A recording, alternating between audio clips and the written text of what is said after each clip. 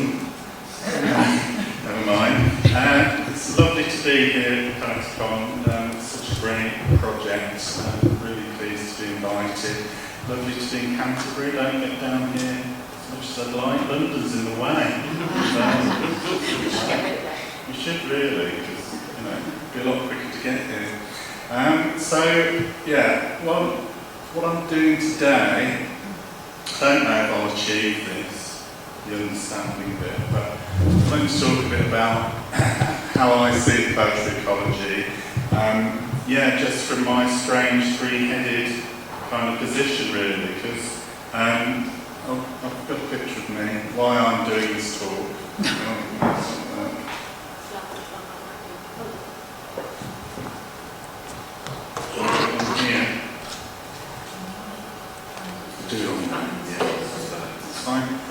That's me. Yeah, so why am I the right person to deliver this talk? Well, so I've got three hats. I don't always dress like this, only when I'm forced to at festivals. But yeah, come to VERVE and you'll see dress like that. I am founder of VERVE Festival. We've been running in Birmingham for 8 years. 8th edition coming up in February. We made VERVE Festival because there wasn't a poetry festival in Birmingham, which just seems nuts. There is a literature festival, but they hardly ever put poets on. So, it just felt like a really obvious thing to do. I also run a press. We originally started off publishing just Birmingham poets, because again, they never seem to get published. And whenever they kind of asked if they could go on a festival, and I'd say, well, have you got a book? They'd say, no, we haven't. So, yeah, we're now a national press in that we publish people from everywhere in the UK and Scotland and various places, Wales even. We do have a Kent poet, but I'd like more, just so you know. And then my other head was, I was a Waterstone bookseller for 30 years. Which was quite a scarring experience because I basically worked through the advent of the internet and e-books and all that horror really, but I got through it, so it's fine. But I think bookselling is a really interesting perspective when you think about poetry and publishing poetry. It feels like there's a kind of clash that goes on, so I think it's interesting to be inside of that. I don't think many people are all these three things. Quite a lot of people are two of these things. So when I talk about poetry ecology, hopefully I won't get too muddled. I tend to jump about between hats, but I will persevere and see how we go. Can everyone hear me all right? Brilliant. Okay. So, in my role, I meet lots of poets. Here's a nice picture of some poets. I meet lots of booksellers, and I also meet lots of publishers. What strikes me about these pictures, I just found them on the internet, don't they all look similar? They look like the same kind of people, a bit nerdy, a bit booky, kind of friendly. What I found interesting just working in this business is kind of how, although a lot of these people know each other, they don't really know what each other do, and they don't really know what each other need from each other. And I've got a few examples of that. So when I was a bookseller, publishers were always trying to bribe us, but they didn't bribe us in the right way. One of the things they used to do is, well, they used to flood us with books. Booksellers have too many books, and it's nice getting free books, but it's a real double-edged sword. And so bookshop staff rooms are just full of unread books. It's really sad, and then we have to get rid of them, which makes it even sadder. So it's kind of a false economy and the wrong way to do things. The other thing publishers always did was they'd invite us to parties in London. even if we don't live in London, and even if you know, we could ever leave our bookshops, we can't leave our bookshops, you know. So, thinking about what publishers should have been doing, I think they should have been talking to us, and I think they should have been learning from us. Because whenever I worked, you know, working in book selling, I always felt that publishers didn't really understand our customers as well as we did, and so we were the link that they weren't really making, I suppose, between us and their public. So, you know, it's a strange thing. It's similar. I think when you don't know what people do, I think that's when misunderstanding happens, and I think that's when mistrust is created. And I do think there's a lot of mistrust in poetry just because we don't understand where we're coming from. So a big part of my speech today is going to be about, I guess, where I'm coming from and how that knowledge might help you understand how you need to be as a poet. So, I'm going to do some myth busting as well. Does anyone here think poetry is about making money? Perhaps you all know it isn't. I meet a lot of people who think poetry is going to make them money, and it never stops surprising me. I wish it did. I wish we were all rich. It'd be lovely. There's a few things stopping me making money. One is that if I sell my books to a bookshop to sell, they take half the money. They should. They have to pay rent, they have to survive on a really competitive high street, they have to fight with Amazon and, you know, try and keep their doors open. So they should charge me half the money, but it's quite hard being a publisher when that happens, because straight away a £10 book is only £5. Okay, do you know this? On average, a poetry book will sell 300 copies. That's on average. And if you're a poet and you get royalties from a book, you'll probably make £1 a book. Okay. So you're, sorry, I'm bringing all the bad news. But it is true. So poetry books take a long time to write, but they anyway, do the math. Okay, so this is about the festival. So our festival, which does quite well, but we can't run our festival without having over half the money from the Arts Council that we need to run it. This will be funded by the Arts Council, am I right? PoetiCon? So they're a brilliant organisation, and a lot of things are happening only because of them. The reason for that is that events lose money. If you want to pay people, events lose money. So, you know, one of the main reasons having a festival, and we'll get to this a bit further down the line, is so that I can actually pay poets money and keep them writing poetry. It's an odd twist, but I need help to be able to do that. Okay? Where am I up to on my page? So, what do poets have to do to live then? I think if you're going to be a poet, you need to know how you're going to respond to this kind of financial imperative. And I think the answer is they all have to be other things as well. Even Kay Tempest has to be a rapper. So I'll throw that in. So what are the kind of things that poets do? Well, a lot of them are working in the arts, so they're arts organisers, they are producers, they're educators, they teach poetry or they mentor poets. Don't start me on that subject. It's really hard to get good mentoring, I'm just going to say that. There's a lot of poets being mentors, but I don't know if they should be. That's what I would say. Most people who run poetry presses are poets. I'm not, but most are. They also do a lot of other things. I've got this off a children's book.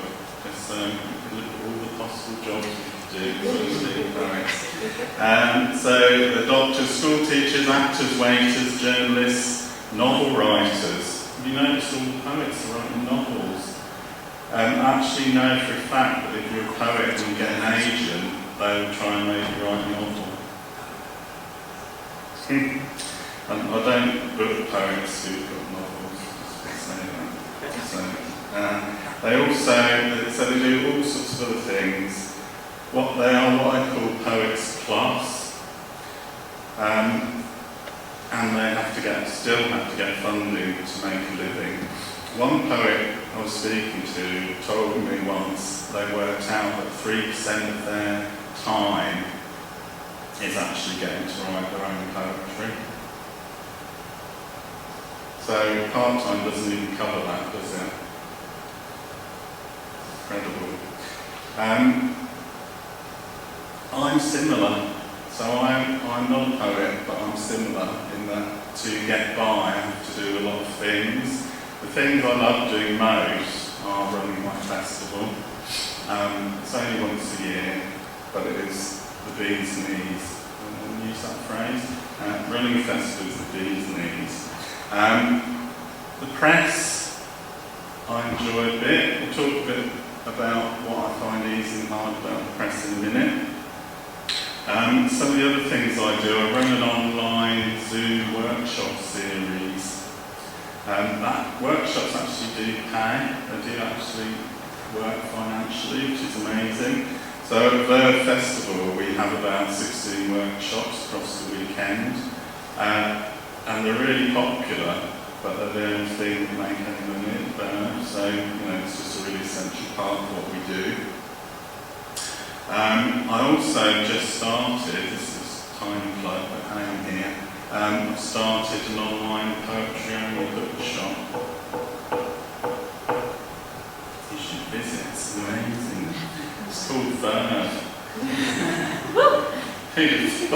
I'm sticking with it, I'm sticking with it. Okay, so I guess what I'm trying to say about all this is how can you be fleeced when there's nothing to fleece? I think we can all feel really safe in the poetry ecology that we're not going to get fleeced. I think it's interesting, some people don't really feel that. Okay, another myth I want to bust. Publishers work in swanky offices. Do you think it's that? Yeah, some do. Okay, we'll carry on. Carry on as if you do. So, it is a myth, but some publishers do. The ones that do, I think, are the big publishers. So, they actually, you must know all these publishers. Everyone knows Penguin, don't they? All these publishers publish poetry, but they publish a hell of a lot of other things as well. And the reason they have swanky offices is because they publish other things as well. And also, some of them it's funny how little poetry they publish. So someone like Jonathan Cape, who Anthony McMillan publishes with, they do 4 books a year. It's very kind of piecemeal publishing, and they do a lot of other stuff. So they want to do poetry, but they're being very careful about how much to do. So what about these? Who's heard of some of these? Well, we all know this one. This is the colourful one, definitely the most colourful publisher. These are some of my favourite indie poetry presses. These just publish poetry pretty much. A few have started, Emma Press have started doing children's books as well, which is really nice. Emma is a Birmingham press. But all of these have in common that there's probably 1, 2 or 3 people working for these presses.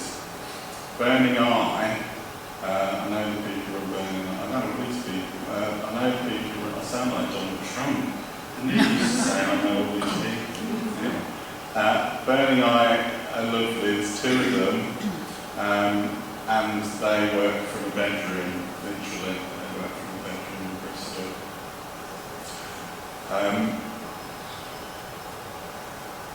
Blood Axe are probably the biggest of these publishers. They publish about 20 poetry books a year. All these publishers are supported by the Arts Council. Okay.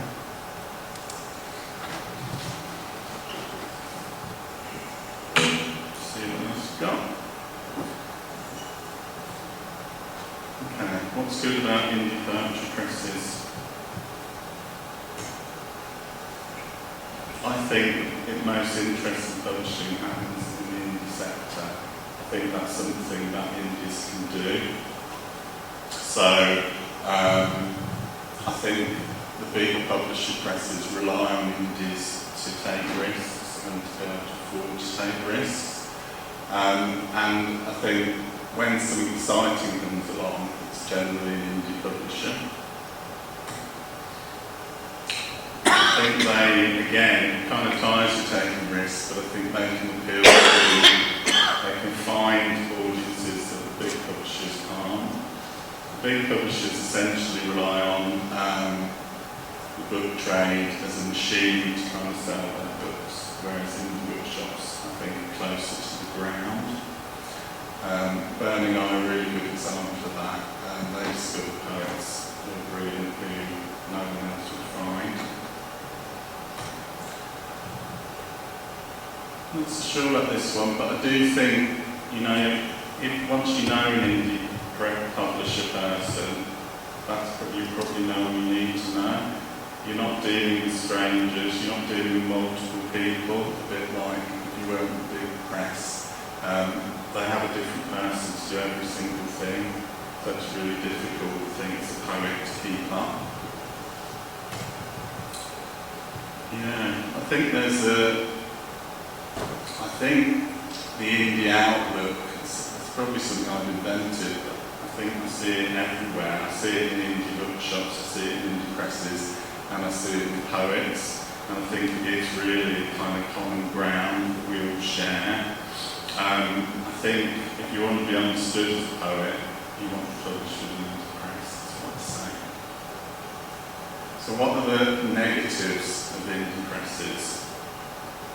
They're small, probably not very powerful. If there are only a couple of people working there, and one of them goes a bit too loudly, probably won't carry on. I've been there. But I do think, you know, they are worth our support. Okay. A bit more about, oh, I missed one off. Sorry. I think there's a really nice connection between indie publishing and indie bookshops. Is there a good indie bookshop in Canterbury? Not in Canterbury. Margate, yeah, I know Margate on Hastings as well, that's a really good one, I think. So, Birmingham 5 years ago didn't have any indie bookshops.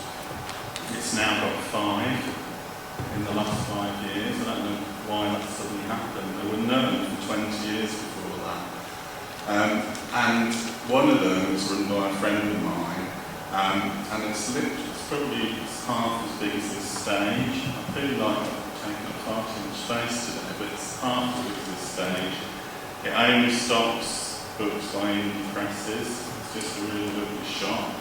And I think indie bookshops rely on indie presses to kind of be able to be a bit different. You know, you won't find a lot of books by indie presses in Waterstones. So it's a good way for indie bookshops to just really stock some good books that aren't in every other shop. I think that's a nice thing they can do. Okay. So a lot of, thinking about me again, a lot of my poets think I work in this language also think I work in a glass office building. I just wanted to show you some pictures.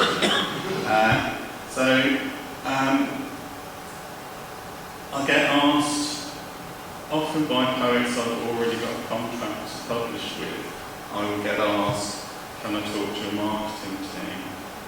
Or I'll get asked, who's your PR person? Or I'll get asked, who's going to design the book?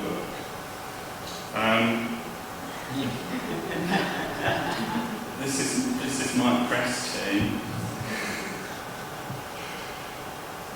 That's the first pamphlet we ever published by Luke Kennard. But that's me working on my press. And I could either be emailing poets, I could be typesetting a book, I could be designing a cover, I could be trying to market online, I could be trying to run the press website. I do every so often have to let the cat out. The cat doesn't like our cat flap, so I get up and down a lot. But that's essentially the reality. Do you think? But I try and hide it. That's the issue. I try and pretend I'm a big important press, but really I'm just this. This is me running my festival. And again, I'm programming poets, I'm trying to get them to agree fees, I'm designing the programme, I'm negotiating with a venue. I do come out when I have the actual, again, that's the reason I like the festival, I get to go out. I'm thrilled to be here, I don't go out, it's amazing. I do have someone's helped me one day a week on the festival. In Waterstones Parliaments, is that a word? In Waterstones we used to say that was a 0.2 member of staff. So I do have one of those, and Hayley helps me with some of the marketing stuff we have to do. But we only talk on Zoom.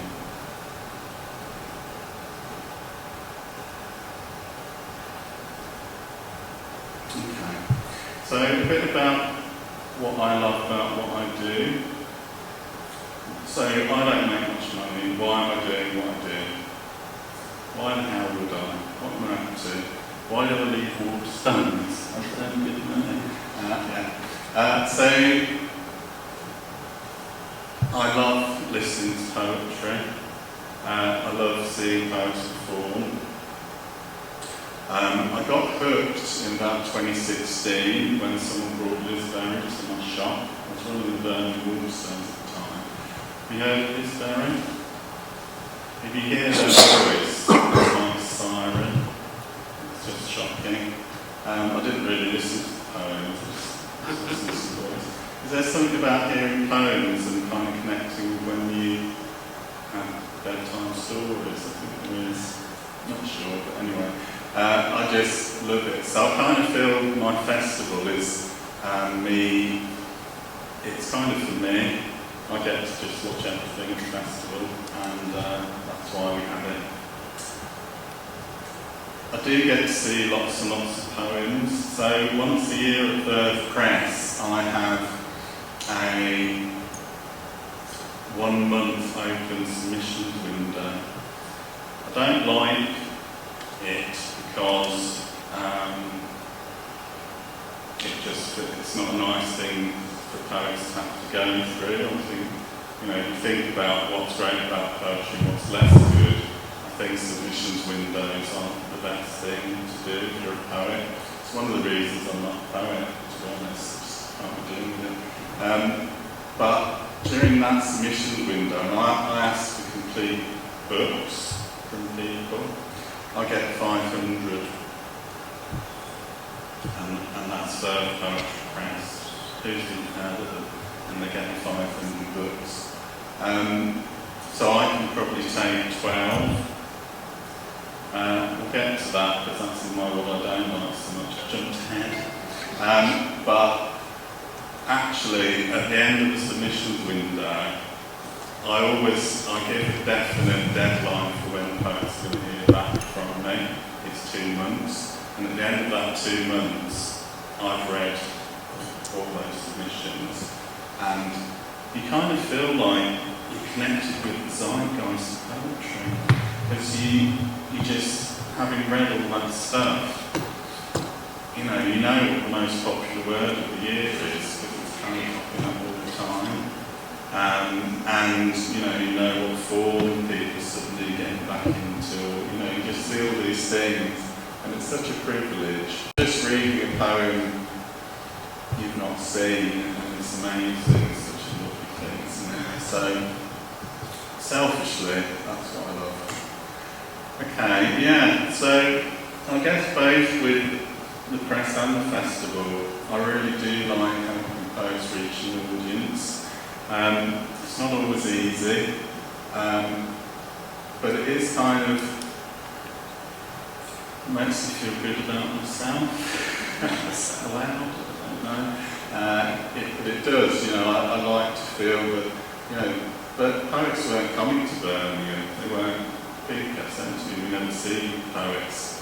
There were poets in Birmingham, but the poets in Birmingham never got to see big poets or medium poets or beginning poets who are amazing. So, I've given them that, and I just feel that it's good for us and it's good for them. So I feel it's kind of a two-way thing. Yeah, and it is that, isn't it? If you can pay a poet, then you're helping them to be a poet. You're not helping very much, as I've said, but it's that thing, isn't it? And it's creating something that wasn't there before. I think it's just really important that someone's doing that, I suppose. Yeah, but this for me is the big thing, I think, is that because of me in Birmingham, you must all come, February. I know it's a long way, but I've come. You can see an amazing array of poets and hear them, and I just think there's not enough of that. There still isn't enough of that. Okay, so what do I find difficult in my role? And I think while I'm doing this, I'm being a bit open. I don't like being open. I hide away when I'm at the festival, you won't even see me.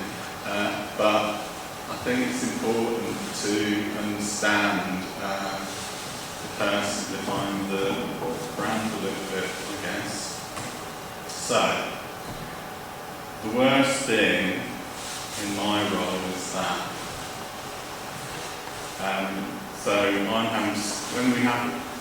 It's so important we have an open submission window. Every year we have it, I kind of think, I won't do it again. Not because it's a lot of work, but because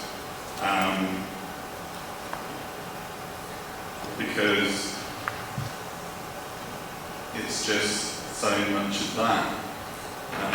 500 books, 12 people get a yes.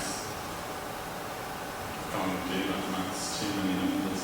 A lot of people get a no. And every year someone says to me, well, it's really important that there's that opportunity. I don't know what you think, just tell me. I think it's a good thing that we give people an opportunity, but I don't think it's that much of an opportunity because I think the no answer isn't really very helpful. So, and it also, every time I talk to a poet who's had a no, I think it's really important that they understand that could mean a million different things. So, no could mean you're brilliant, but I've got at least 10 other brilliant things that I'm going to do instead. It can be literally that. And to some of the poets who submit, it can mean you shouldn't have submitted. But there's everything in between. And I don't have time as one person to kind of give that detail. And also, I'm only one person, you know, in that when I say no, someone else could quite easily say yes. In fact, some of the books I've liked the least have been published around Christmas. So, you know, I think it's a real thing, but it is really hard. And what's hard about it most is if people don't react well to it. So I have had, you know, the email bomb, where someone emails you so really angry with you and it lands in your email, and you don't know what it is till you've read it and you go, ooh, I was feeling alright then. I get a few of those. I've had one that really criticised my email that said no for not being sympathetic enough. I worked so hard on that. Yeah, so yeah, I think if people can understand what no means, they're less likely to have a bad relationship. Maybe. Yeah, I feel that. Yeah, when people look at our list, maybe I'm just paranoid, but I do feel like they're judging me, and also when they look at my festival, I think they're judging me as well. So I think that's a bit scary. You know, people are counting how many different types of poetry you publish, and you know what kind of people you're accepting. In our open submissions window, 80% of the submissions are middle-aged white women. I didn't ask for that. It's just what we got. Luckily they're not all the best poets, but we do get a lot. Yeah, so probably the second hardest thing is when things don't go very well. So I do feel terrible if the book we publish isn't really very successful. And, you know, I think some books you don't do anything, they're really successful. They're the best, obviously, you don't do anything. But some, no matter what you do, just aren't successful. So that's the really tricky thing. And actually, it's really tricky for the relationship between me and the poet at that point. Because it's hard not to start believing each other. Okay. Yeah, so we're going back to what we were saying about riches and workload and that kind of thing. I'm really busy, so I get 50 emails a day. I shouldn't be here. I've got 50 emails. What am I doing? But that combined with what I still genuinely feel is the absolute preciousness of poetry. What I mean by that is every poet, their work's really important, and you know, I do feel very, very conscious of that, and conscious of that in my role. So, you know, I get why I've done this. I'm not trying to make you give me stuff or, you know, buy me things. I'm just trying to be, when I think of poetry ecology, I think of the lack of understanding that sometimes is. I think it's just really important that people hear that it's not just poets who struggle, and actually it can be publishers and it can be producers and it can be booksellers as well. Because it's a cherished business that we're in, and we're dealing with important things for people. So that's my talk. What a rambling mess. But I'm pleased with it. I'm pleased with it because I just think it asks a lot of questions. So, you know, for me, I'm happy to take questions in the spirit of understanding, in the spirit of trying to communicate. I'm quite happy to be asked anything. And it doesn't have to be in public, it can be, I'm here all day, so it can be in a corner. but please do feel if there's anything you want to understand a bit more about, you can ask something, comment. I'm just going to add, I think you were the nicest rejection I've ever had from a publisher. What's that? Yeah, I went away going, oh well, clearly she's not a good fit, but that's fine. You didn't write or anything, comment. If I'd have known that this is an issue, I say, I went away feeling very okay with it. Thank you. Sorry I rejected you. It's all right. You were probably one of those. Yeah. It's terrible, isn't it? Oh, lots of questions. Great there. Yeah, go in the cap. Well, you can't go another way. Thank you very much. Assuming you've got enough work and it's of the right type of quality, what would you say are the pros and cons of really trying quite hard to get published by an indie publisher versus self-publishing but still getting it professionally edited and overseen? Yeah, okay. Well, I think the main things for me about most indies is that they're still part of the book-selling equation, I'd say. So when I formed, being a bookseller, when I formed VERVE Press, it's really important to me that we were properly, what I call properly connected. And what that means is that we actually have a proper distributor, which then means that we get into places like Gardeners Wholesale. If you don't know Gardeners, every answer is going to have more questions, I know. Gardeners books are a book wholesaler, and a lot of indie bookshops only use them to get their books. So if your books are in there, you're fully accessible. So if you go into any indie and ask about our books, they'll look them up and they'll say, yes, you can get that. Also, we're on Smiths Online, we're on Wallstones.com, you get that kind of exposure. So I do think, it's really important to me to feel that if people want to get our books, they can, whatever route they want to get them in. There are a lot of really good self-published books. I probably query how easy it is to get really honest input if you're paying someone to edit it, for instance. So you have to be very careful about selecting that. And really, it's up to you to sell it then, isn't it?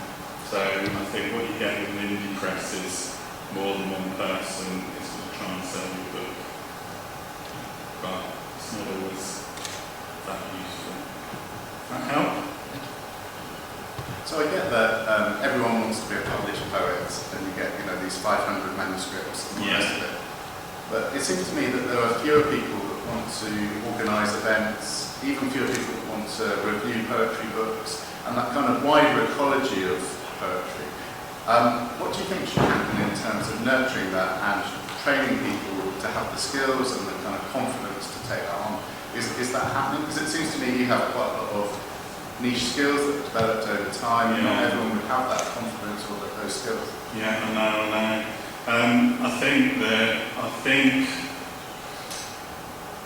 with events, for instance, it's a really hard thing to do. We're looking in Birmingham, all our nights evaporated over the pandemic. They all disappeared and didn't come back.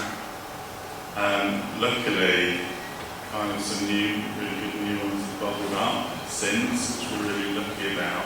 But it's what's scary to me is the extent to which you're relying on individuals,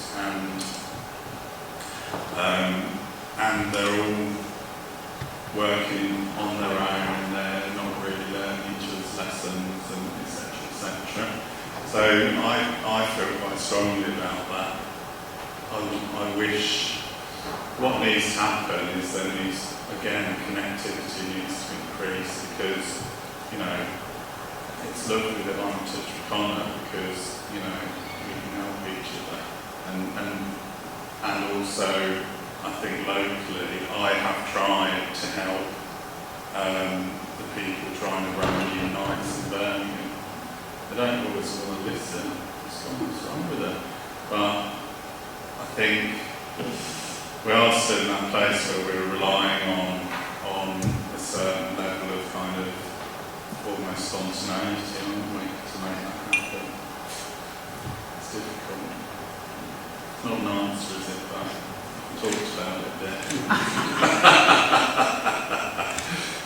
Any other questions? I'll go.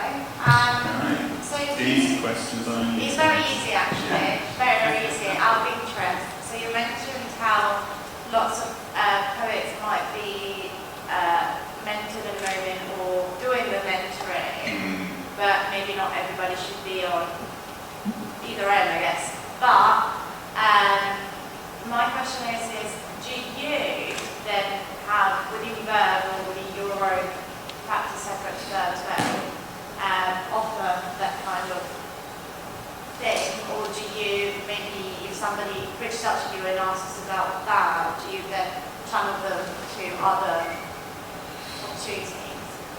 Okay, so you've opened that kind of worms, I'm afraid. So I don't think I'd be a very good mentor, because I do offer for a small fee, a talk about the poetry career, and a talk about where I think people are and what they might want to consider doing next, I suppose. Because I think one of the hardest things for poets is understanding where you're up to, and what you could do, and what you might do, and what would be good, and what would be bad. But I think mentoring, I'm so worried.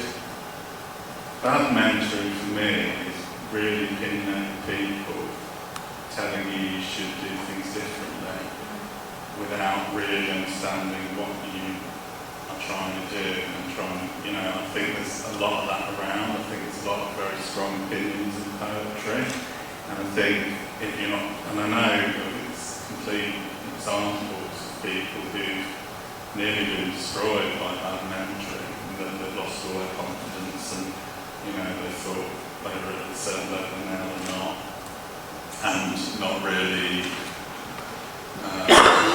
well, just the opposite now, isn't it? It's just the opposite.